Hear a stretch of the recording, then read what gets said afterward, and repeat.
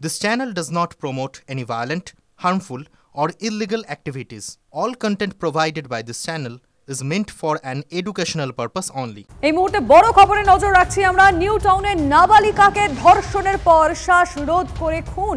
ময়না তদন্তের প্রাথমিক রিপোর্ট দেখে অনুমান পুলিশের। কথা বলবো আমাদের রিপোর্টার সিজার মণ্ডল এই মুহূর্তে রয়েছেন। কি রয়েছে সিজার ময়না তদন্তের প্রাথমিক রিপোর্টে? এখন যে প্রাথমিক রিপোর্ট দেখা যাচ্ছে সেখানে মনে করা হচ্ছে যে স্ট্র্যাঙ্গুলেশন করা হয়েছে, অর্থাৎ শ্বাসরোধ করে খুন করা হয়েছে এবং সেই সঙ্গে সঙ্গে গোটা দেহের ঊর্ধ্বাংশ এবং নিম্নাংশে আঁচড়ের চিহ্ন রয়েছে এবং যৌনাঙ্গে আঘাতের চিহ্ন রয়েছে।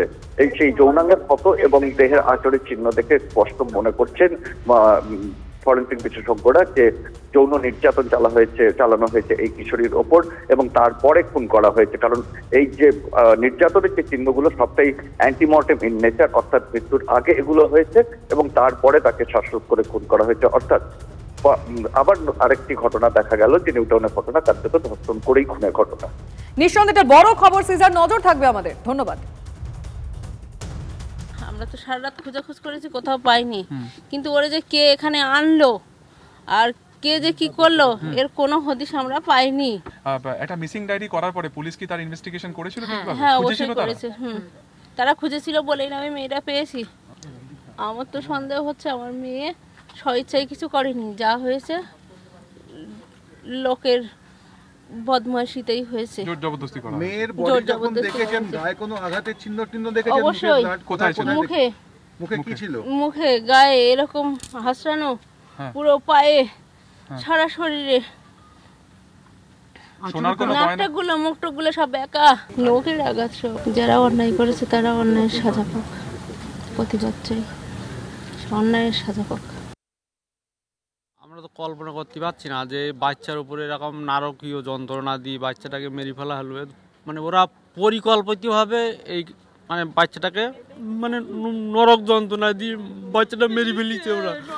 আর এই যারা এই কাজ করেছে তাদের জন্য কঠোর থেকে কঠোরতম শাস্তি আমরা দাবি করছি। অতটুকু ছোট বাচ্চা কিভাবে নারকীয় যন্ত্রণাতে মেরেছে? যারা মেরেছে তাদের জন্য শাস্তি হয়, আর তাদের জন্য ফাঁসি হয়, তাদের ফাঁসি হয় জন্য। এই মুহূর্তে আরো একটা বড় খবরে নজর রাখতে হচ্ছে। রাজ্যে আবারও শুট আউট, এবার ডানকুনিতে। ভর সন্ধে ডানকুনিতে দিল্লি রোডের কাছে যুবককে গুলি, গুরুতর জখম যুবক। এই মুহূর্তে শ্রীরামপুর ওয়ার্ল্ডস হাসপাতালে ভর্তি। কিন্তু কে গুলি চালালো, কেনই বা গুলি চললো?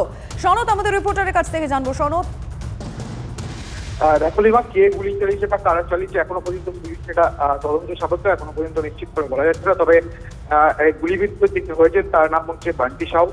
তিনি পেশায় একজন জেসিবি চালক। আজকে সন্ধ্যাবেলায় তিনি শ্রীরামপুরের দিক থেকে যখন ডানকুনিতে বাড়ি ফিরছিলেন, তার বাড়ি ডানকুনি এলাকাতেই, যখন বাড়ি ফিরছিলেন তখনই বাইকে করে যখন ফিরছিলেন তখন কেউ বা কারা তাকে লক্ষ্য করে গুলি চালায় এবং তাকে গুরুতর আহত অসুস্থ অবস্থায় শ্রীরামপুর ওয়ার্ল্ড হাসপাতালে নিয়ে যাওয়া হয়েছে।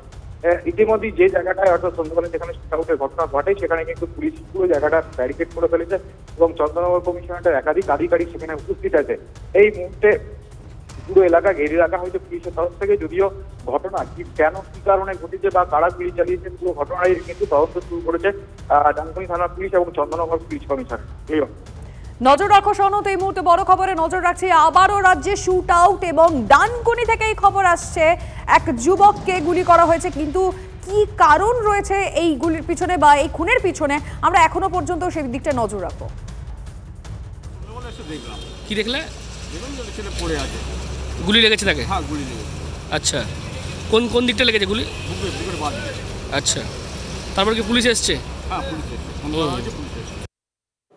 কাশীপুরে পুলিশ অফিসারের অস্বাভাবিক মৃত্যু। পুলিশ ব্যারাক থেকে এসআই এর মৃতদেহ উদ্ধার। মৃত এসআই এর নাম শান্তনু রায়, বাড়ি নদিয়ার রানাঘাটে। মৃত এসআই শান্তনু রায়ের অস্বাভাবিক মৃত্যুর খবর এই মুহূর্তে আমরা পাচ্ছি।